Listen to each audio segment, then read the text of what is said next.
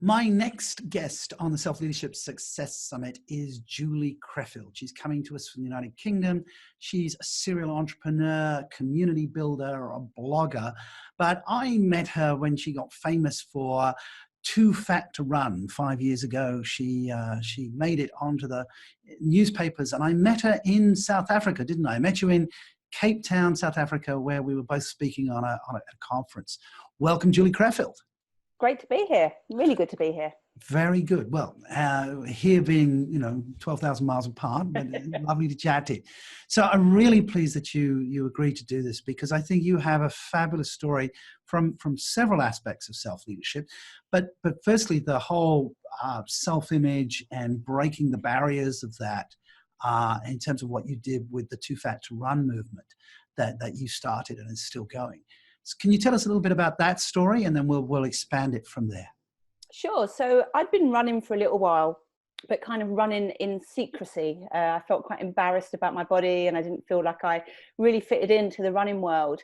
And it all came to a head when I came last in a race, and I got to the finish line, and the finish line wasn't there. And I thought, oh, that's a bit embarrassing, because they'd packed up and gone home. And I realized that there was this massive gap in the market. There was nobody of my size visible in the running world. So I started blogging about it, and it grew rapidly, really kind of organically, with people going, oh my God, I thought I was the only fat runner on the planet. And, there are millions of us, there are millions of overweight women who enjoy the sport of running.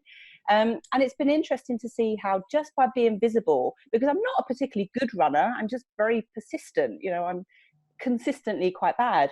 I just keep showing up to these big races and just doing what I can. But actually, it's inspired millions of women to go, well, if she can do it, I can do it too. And there's something around showing your flaws where, if you allow yourself to be vulnerable, you allow other people to do the same. And I think there's something really powerful in that. Wow, that's huge. I mean, the vulnerability is in some way strength, and that vulnerability is inspiring to others. A lot of people struggle with that, don't they? Absolutely, because we feel like, from a kind of personal brand point of view, we have to kind of be slick, and that to show vulnerability is weakness. A lot of us feel that. And I know that women in the UK, there was a survey that said that 2 million fewer women play sport than men because of the fear of judgment. And I recently did a TEDx, which was asking the question, if women are not running because of fear, what else are they not doing? So that fear of judgment is crippling, and it stops women, and men from doing all kinds of, exciting and adventurous things that they could do if they just put that fear to one side. Fear of judgment. So did you start with the fear of judgment? You said you used to run in secret, but something changed. And I'm curious, from a self-awareness perspective, what changed? I realized I couldn't improve, and I couldn't really embed myself in the running world without being visible. So I was doing a few 10Ks, went up to the half marathon level, and then I really wanted to do a marathon, and I knew I couldn't do that alone. It's impossible. You need people to support you. You need people for advice. You have to train with other people. Otherwise, it's just kind of soul destroying. And so I just, bit by bit, would show up at running clubs and at races and at training days. And I realized that no one looked like me. And then that gave me a bit of a bee in my bonnet to kind of go, well, people should look like me in the running world. So I kind of embedded myself into various things, just to be the kind of the token fat person, really, to show the running world that we do exist. Wow. That's huge. So you set a goal, and sort of micro goals, really. You sort of, incremental. You just didn't, some people go from nothing and say, okay, I'm going to run a marathon. You didn't do that. You broke it down into achievable chunks. Yes and no, because I'm a massive believer of big, fat, stupid goals. And actually, if I hadn't had that big goal of running a marathon, some of the smaller goals wouldn't have happened. So yes, I do the kind of micro milestone type goals, but without the big vision. Ultimately, I'm a visionary, and I see the end goal and I go, that's what I want. That's the exciting bit. All of the other stuff is hard.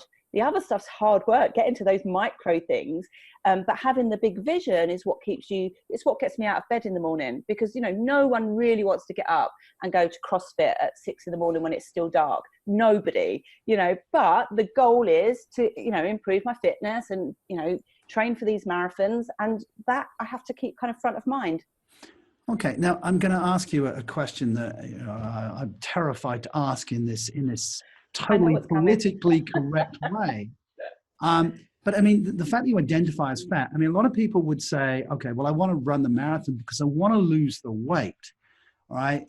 You know, and so it's all about, the marathon is not about running the marathon. It's about losing weight, getting thin. Right. So have you lost weight in doing this?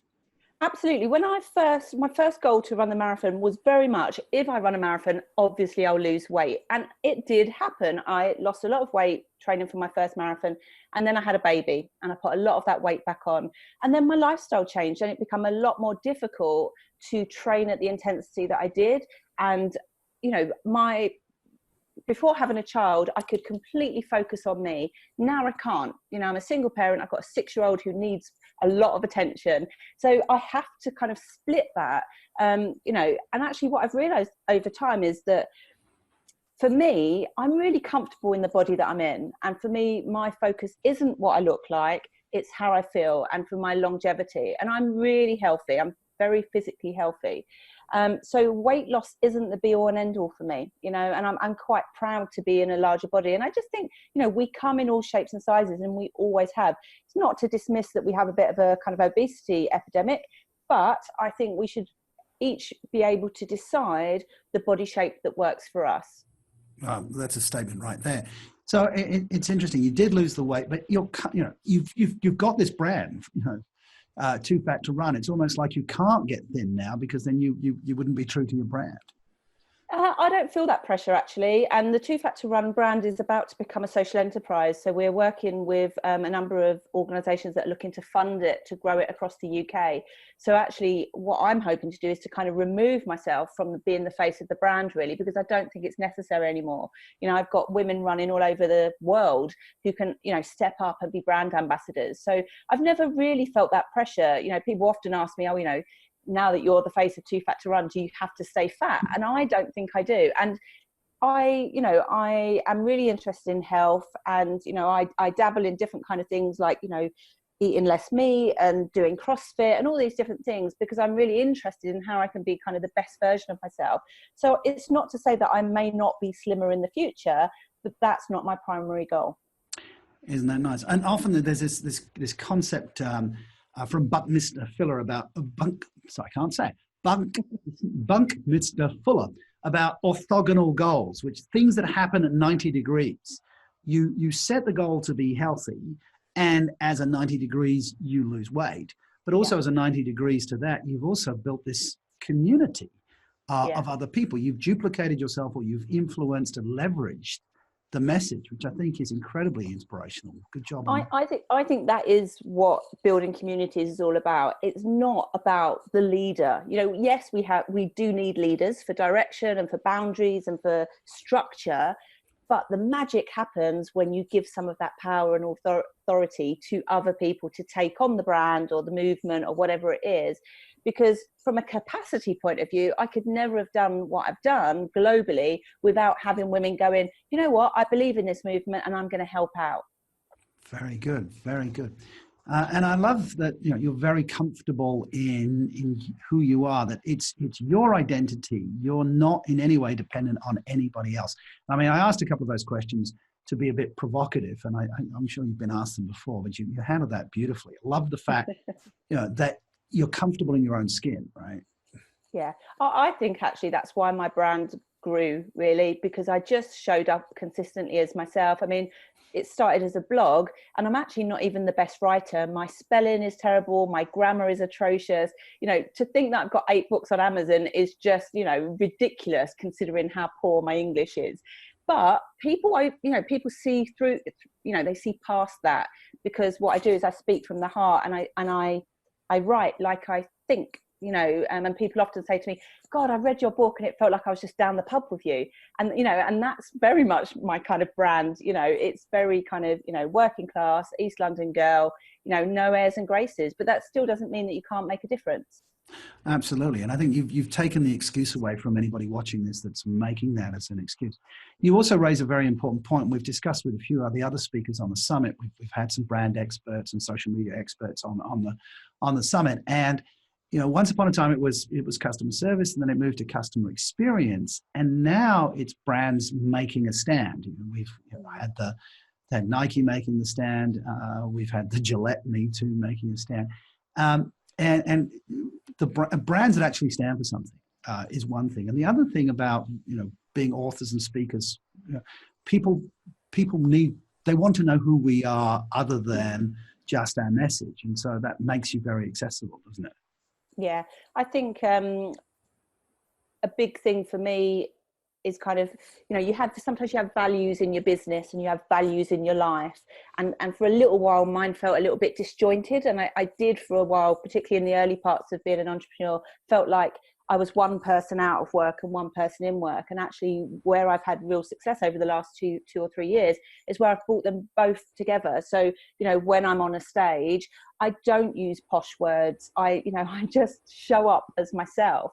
And I'm the same on stage as off stage, same as when I'm around my family, and just being cohesively me all of the time has, I think, really drawn people towards me, because they can trust me. They know that I'm not this weird person off stage and then this lovely shiny person on, and I think that's how we all should be living. Just a side story, that the guy that inspired me to become a speaker 20 years ago had written a book about health. He was a doctor in Australia, and I won't mention his name because he was talking about being healthy. And then I met him after the speech, and he's out the back, and he's got his whiskey, and he's got his cigarette. And I thought, and he said, "Oh, don't tell anybody you saw me." And I just thought, but fabulous. So, but that's, to tell us about that journey though, because a lot of people, even get very far in their lives, maintaining some level of facade and feeling that disconnect. I mean, it's a beautiful thing when you get that coherence, as you said. Wonderful word, love coherence. Was that a journey for you, or was that an epiphany? Was it steps and stages, or you woke up one day and you went, I know who I am? No, I think it's a gradual thing. I grew up with 5 siblings. So I think I've always had this sense of wanting to stand out and wanting to be unique, because we often got kind of bunched together as, the 6 kids. And part of that was this kind of desire to be significant in some way. And I thought that would happen through my early career. I worked in the public sector, and then I got made redundant 4 times in 10 years. And I was like, God, it's got to be me. I was really kind of self-critical. Like, I must be rubbish at my job. I must be, terrible to work with. And I would put it all on me. And it was just the landscape that we were in the UK. Lots of people were being made redundant from the public sector. And I worked on the Olympics for 12 years. And obviously after the Olympics, people got laid off. And actually I had to really kind of look into myself and go, right, who do I want to be? How can I bring these things up that I had from childhood? I was a very ambitious child, very adventurous. And actually in my late teens, early 20s, I don't know, I pushed that down a bit. Like, it was a bit abnormal. Like, I shouldn't want to do weird and different things. And I tried to kind of fit in and have a normal job and have a boyfriend and, aspire to own my own property. And I kind of fell into this thing of, this is what you should do, rather than this is who you are and this is what you want to do. And I think being an entrepreneur gives you that space and freedom to really say, actually, I don't want to live this kind of life, which means 2 holidays a year and whatever. You get to define the life that you want. And I think that's been the discovery for me, is the more I show up as me and get really clear on what I want, the more I attract people towards me that want to kind of be on this journey with me. So I don't think there was ever an epiphany as such, but there's definitely been moments where I go, right, I need to rethink what's going on here. And they happen frequently. There's always things that happen, either, online stuff that happens, or business failures, or, where you just go, right, I need to take stock and make some choices. It's always a series of choices, with a little bit of kind of serendipity along the way as well. So there's a lot of self-reflection. You're asking yourself those sort of self-coaching questions. What's going on here? What do I want to be?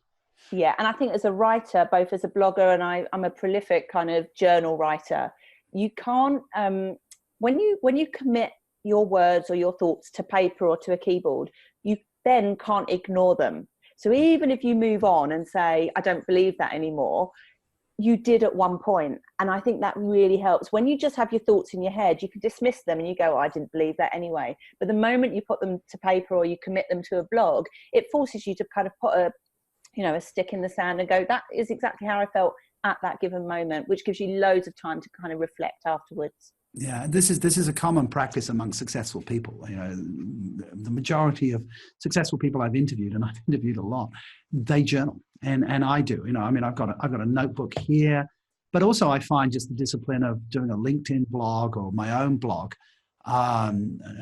just makes a difference. I just was answering somebody who'd commented, I blew out my shoulder a little while ago, and I wrote a blog about just my self-learning on the way back, from, rehabilitating my own shoulder, and, just a simple thing, but just being able to recognize the thought processes, because I went through denial first. I'll push through this. I'm a guy, recognizing, ego coming to play, and then realizing, well, ego's not paying off. We need to actually investigate this and take a step back. So excellent. So blogging. The other thing that struck me is, your authenticity. There's that great saying, your vibe attracts your tribe. And you've been a magnet to other people. And I love that. Tell me more about that. Yeah, I think, again, it is that just being vulnerable and just being yourself. And I think ultimately as humans, we are lonely. I think, a lot of kind of the reasons we do things, in groups is to get over that sense of loneliness, and whether that's loneliness in terms of spending a lot of time by ourselves, which we do as entrepreneurs. But I think sometimes we're lonely in our views on the world, so we may have heaps of people, friends and family around us. And I'm one of those people. I've got a massive family, but very few of them are entrepreneurs.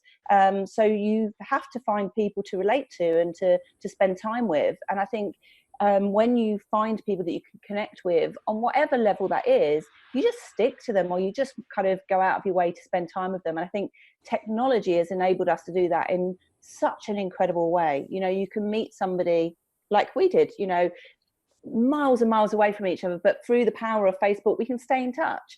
And I think that makes us feel so much more connected. What did we do before Facebook? Okay, but to some extent, you've monetized your tribe as well, and if I can, correct.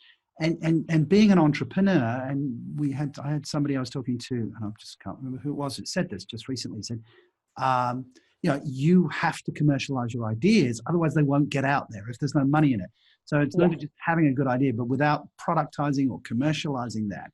And that's very much what being an entrepreneur is packaging an idea and doing Yes. I mean, when I started Two Factor Run, it was a blog. It wasn't supposed to make any money. It was just a hobby. And then I got made redundant from my job. I had a small baby, and I was like, I either make something of this blog and turn it into a business, or I need to go and get a proper job and leave the blog alone.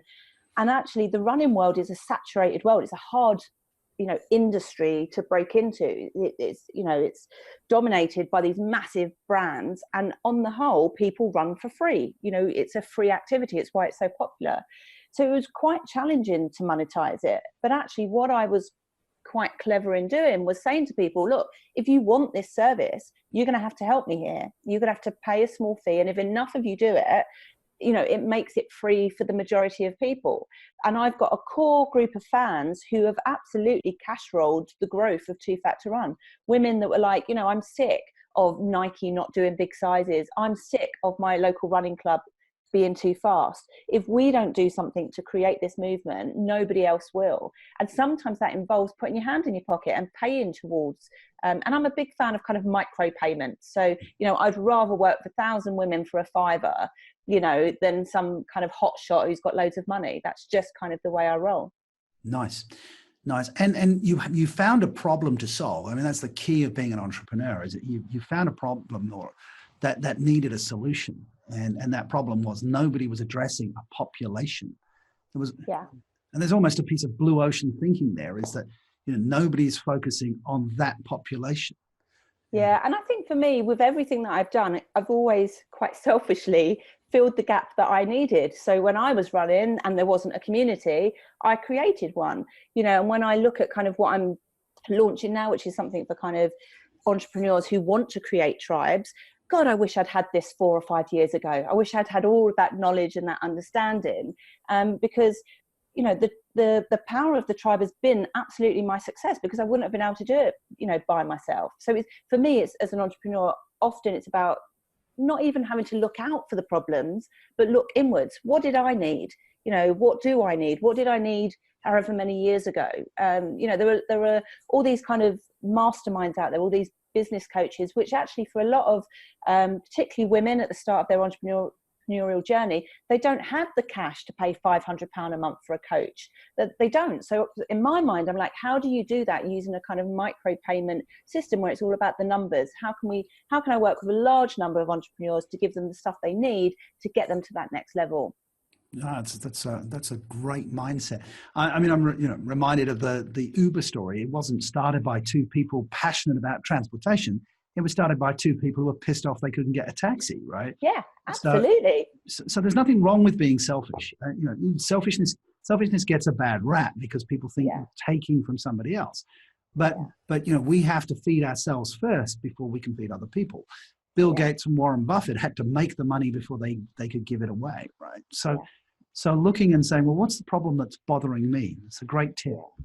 I'm interested in your identity as an entrepreneur. You keep, you know, you throughout this interview say, I am an entrepreneur, and you proudly, you know, and at some point, you're also a single mom, and you know, you could have that identity, but you don't. You shoulders back. I'm an entrepreneur. When did that happen? When did the lights go on? I'm an entrepreneur. Quite recently, actually. For a while, I didn't quite know how to describe myself, you know, but actually, I've been an entrepreneur since I was a child, because I was always skint as a child, and I was always like, right, how can I make money? When I was like not even 10, I was washing cars, I was, you know, helping someone with their milk rounds. For me, it was always, how can I make money to get the thing I wanted? I remember as a child wanting a Game Boy, and my mum was like, I'm not buying you a Game Boy. So I said, right. So I went out and I did babysitting for a year to save up the money for my Game Boy. So I think I've always been an entrepreneur. I've always worked, in the early part of my career, I worked as a kind of an artist, a practicing artist. And I'd work with different community groups to bring their ideas to life. And I worked as a freelancer. So in effect, you know, I was a entrepreneur right out of university. I just didn't feel comfortable with that terminology, because I felt like to say you're an entrepreneur means you're a bit of a big head, a bit of a show off. And also that you're rolling in it, you know, that you've got loads of money. But actually, I feel much more comfortable now with that identity, not because I've got loads of money, but because I have an entrepreneurial mindset. I can look at problems and come up with solutions for them. But I'd say I've only started really using that terminology in the last year or so, I'd say. Well, I'm noticing that it's very congruent on you. But it's interesting that, you know, it was your discounting around, well, you know, about being an entrepreneur that stopped you.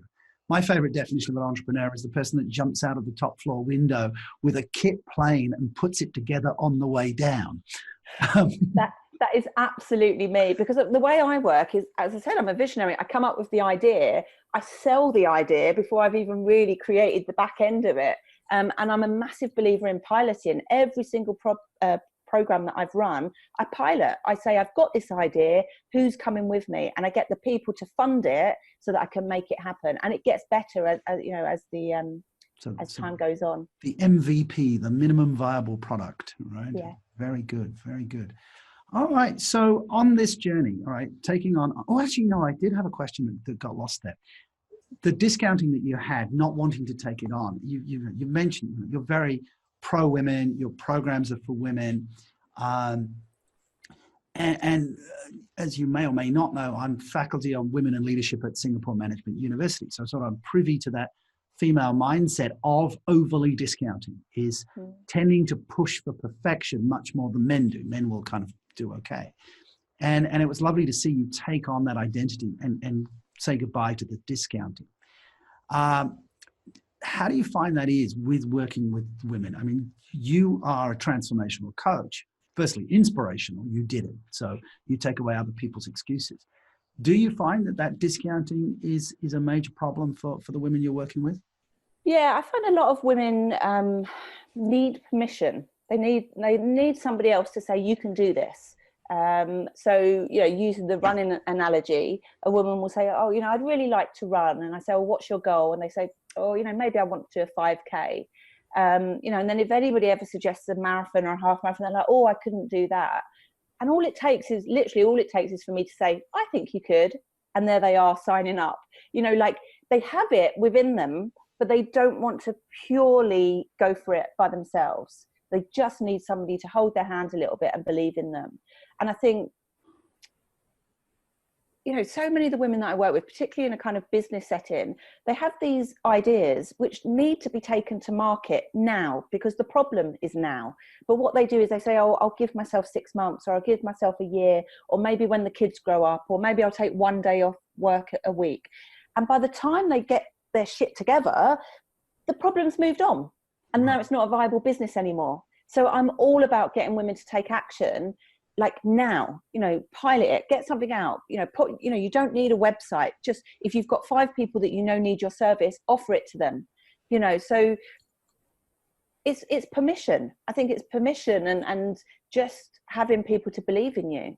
Yeah. Well, yeah, the permission is a mindset, and to be technical, you're offering what's known as the Rosen Tile, or the is it the Rosen Tile? Yeah, the Rosen Tile, or the Pygmalion effect, is when Professor Higgins believed in Liza the Flower Girl, which gives us My Fair Lady. He believes she can speak, and then she speaks. So yeah. you're a Professor Higgins there, right?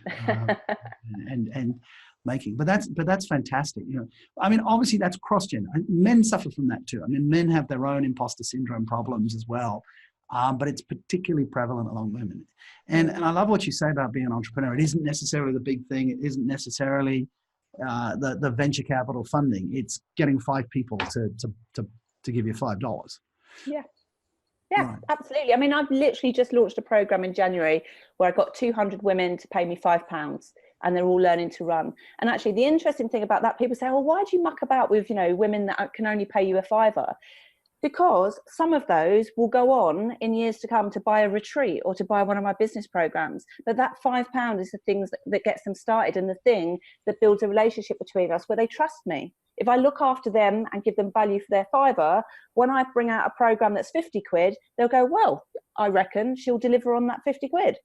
Right. Well, that's very much from an online perspective, is the nature of the online trust. Is, you know, you need somebody to give you $1 and deliver massive value for that, and then they'll give you more. So that's very much the mechanism. So you in terms of self-awareness, we've talked about your identity, self-regulation, your journaling, you're doing the exercise, you're being very diligent about that. You've got mindsets around getting the work out. What's been your learning on this journey? If you were to take a step back and go, you already said this, if only I'd known this 5 years ago, sort of thing. What have been some of the major learnings for you along this process? I think I'm quite impatient, and I always think big. So I see the vision, but I can't always see the steps in front of it, which means I get really impatient. And I imagined there would be this moment where everything kind of takes off, you know, and along the way I got, you know, 6 weeks on ITV's This Morning, you know, a big daytime TV show. And I thought, right, this is the moment. And then I did my TEDx, right, this will be the moment. And I don't think there's one big moment. It's a series of things. And I think kind of managing my expectation around when things would take off would have saved me a lot of grief and stress in the early days, because, you know, it's not like that. You're like this the whole time. And I still don't know. I mean, people will put me in a box and say, oh, you know, Julie, she's the lady that runs Too Fat to Run. And they see me just in that context. But actually, there are other programs that I run and other things that I'm working on. I don't know that Too Fat to Run will be the thing that I'll be known for in 10 years' time. So my goal is around success, but I don't necessarily know what that success truly looks like. I'm not kind of putting myself into a box. And I think having some flexibility around your goals and your dreams just leaves room for opportunity, you know, just leaves room for kind of stuff to pop up and for you to go, oh, that looks exciting. Let's explore that for a little bit. Fabulous. Yeah, that's, I've done the same things. I've done TV and I've done TEDx's, and, you know, here we are again. And yet, you know, I look back at my career as a professional speaker and coach is 20 years. And youngsters come up to me. I call them youngsters, but you know, in their 30s. Go, well, how do I do it? And I go, well, be patient. And they're like, Yeah. but I don't want to wait 20 years. But also, you never know when the opportunity is going to come, because, you know, I've been a member of the Professional Speakers Association in the UK for 4 years. Yeah. And I recently, in October, closed the annual convention. Now, I thought, in my mind, that would come around the 8 or 9 years in the industry. And, you know, the phone call came and I wasn't expecting it. And you've got to be ready to step up, you know, whether you feel like it's time or not. You know, if somebody else believes in you, you know, I've kind of got to take my own medicine when somebody else says, I believe in you. Don't you love it when, you know, I have a wife that says to me, well, you're the self-leadership coach, sort it out. You know, so it's like, no, I'm not allowed any pity parties at all. If I want to have a pity party, I have to sort of hide off in my room and have a little 10 minutes of sucking my thumb and feeling sorry for myself and then come back out again. All right, so, isn't that lovely? But well, congratulations on that. I mean, as I said, I saw you at the beginning of, you know, I immediately saw you absolutely wowed the crowd when I saw you in South Africa. And I believe I told you that you will go far. And here you are. So fab for that. And yes, I've closed a couple of conventions. It's an exciting thing to do. But I think what you just said in terms of learning, it's when preparedness and opportunity meet. Somebody much more famous than me said that a lot longer ago, right? and it is that preparation, and that's the secret of successful people, in my opinion. But I've probably primed you a bit, but I've asked every one of my guests, what is your definition of success? I think it's about being, and this is going to sound really trite, but it's about being you. It's about being able to show up 100% as you all of the time, and to be able to look back on your life with no regrets in terms of pretending to be someone else, and kind of leaving that legacy for other people to reveal, for people to see who you really were. Wow, powerful stuff. Excellent. Now, we will put up links for your tribe building and your 2-factor run, etc. So personal goals for you.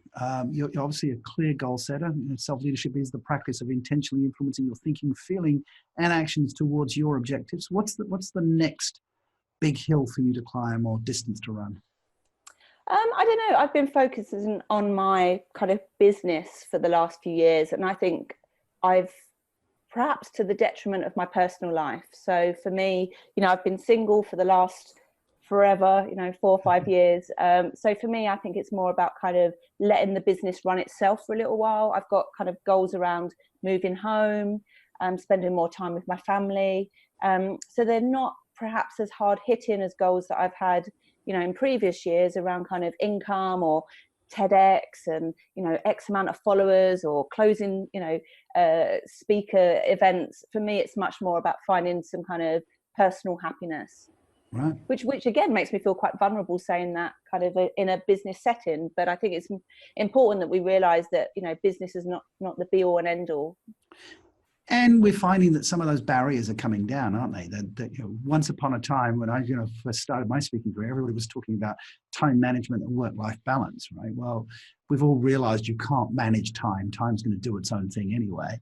And work-life balance is an illusion. It's work-life integration in some way. And I think, you know, what we're seeing with even the big brands is that, you know, the so-called professionalism, which was this sort of distance, is disappearing a little bit. Human beings have to interact with business.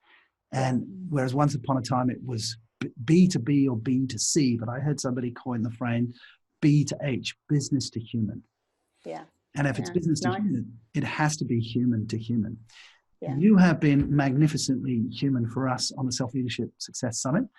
Thank you for your ideas on entrepreneurship and for taking away the excuses from anybody who would make an excuse. So, Julie Creffield, enjoy the rest of your day in the UK. Thank you.